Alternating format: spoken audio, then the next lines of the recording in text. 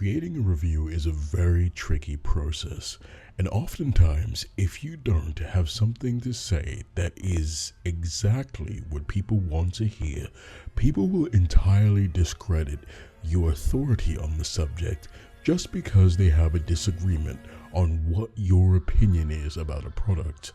And nowhere is this more relevant in online review aggregates. And I think people as a whole need to stop getting angry about these big companies reviewing multiple products. More specifically, stop crying about IGN and Rotten Tomatoes. And I'll tell you exactly why. The reason that you need to let go of your vitriol with IGN and Rotten Tomatoes is because these aren't isolated individuals. These aren't the work of one person. These content websites are review aggregates. Quite often, they take the reviews of multiple different parties into consideration and come up with a final score based on the input from a lot of different people. And nowhere is this more true than Rotten Tomatoes. If you look at something like Batman v Superman, a very divisive film across comic book fans and movie fans in general, it sits at a rotten rating with 438 reviews, and these are from the critics. But on the other side of that spectrum, if you look at a film that is widely considered one of the worst films in the Marvel Cinematic Universe, Thor: The Dark World, that is sitting at a fresh rating of 67%. But if you look at the number of reviews, it only got 289 reviews. Already there is an incredible disparity in the number of reviews. Batman v Superman got just under 200 more reviews. So, with those additional opinions being thrown into that pot, the number was easily going to be skewed because you have so many more people putting their input into it. And if you just look at that main number, and that's what you got upset about, and you didn't look at the surrounding factors, and you go on this conspiracy-brained rant about Disney or Marvel paying off a bunch of reviewers, then you aren't thinking about it correctly. You need to look at the actual facts. You can click on these reviews and cross-reference the individual reviewers to see if they are making actual points that you then can agree or disagree with. But you can't just look at that main number and get mad at that. Now let's take a look at IGN. IGN has gotten so much flack for their reviews from everybody. If you just go on YouTube and type in IGN bad, IGN terrible, IGN bad review, you will find countless YouTube videos about people discussing it. But I feel like people are not paying attention enough to why these reviews are so different. Let's look at just last year.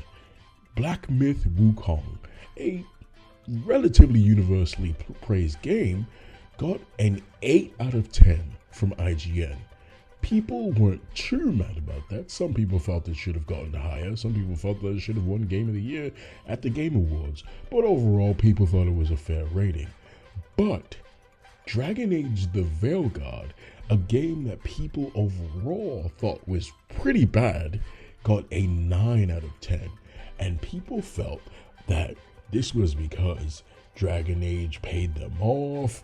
Oh, they needed to review this game more positively because it was quote unquote woke. All sorts of nonsense excuses for why this game got a better rating than Black Myth Wukong. But the issue is, you just need to look at who reviewed the game. The person who reviewed Dragon Age The Veilguard was Liana Hafer. And if you go to the IGN website and click on Liana Hafer's name and click on reviews, you can see a list of games that Liana reviewed. Games like Dragon Age the Real God, Persona 5, Baldur's Gate 3. And you can see that on that list, there is no Black Myth Wukong. So let's go back to Black Myth Wukong and see who rated that game. And on IGN's website, it has Mitchell Saltzman's name on it.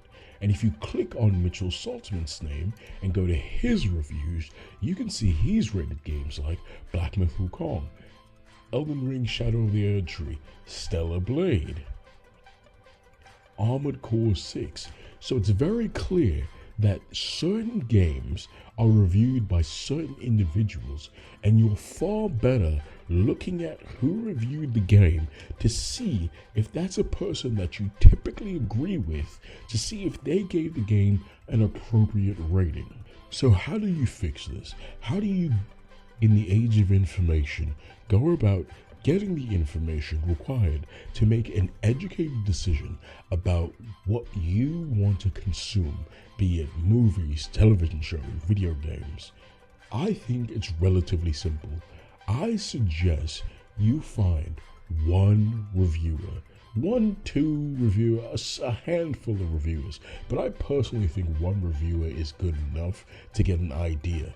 But find one reviewer that you like, that you agree with often, and watch their content on whatever product you're considering consuming to determine if you're going to be interested in pursuing that product yourself.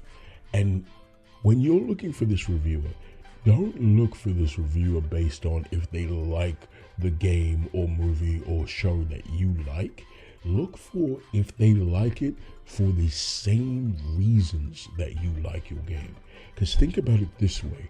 If you find a reviewer that reviews a game like Skyrim and they say, I like the game because of the multiple different magic systems that you're able to use and the fact that you can spec into other builds, I think that's fun, that you can go from a mage to a stealth archer to a warrior at any point in your playthrough, and that's what I like about the game. What if that isn't what you like about the game? What if you like the exploration aspect of the game? Then that means if they then review a game like Breath of the Wild, where it has fantastic exploration, but it doesn't have the same kind of build diversity that Skyrim has, they may not like that game, but you would love it. So you have to look for a review that likes the things that you like for the reasons that you like them. For me personally, that has been Skill Up. I know some people don't like Skill Up and they feel that he's paid off.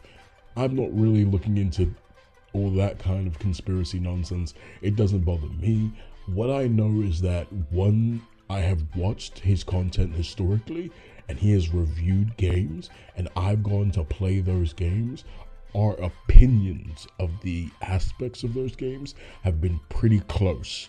So I know that if I'm considering a game, I will typically check out his review on it because I know our opinions typically align. And that's all you have to do. Find someone whose opinions align with yours and just make that person your direct information source for if you're going to partake in something or not. Stop looking at IGN, post a red circle with a random number and having a little bitch fit about it. Thanks for watching. Behave yourself.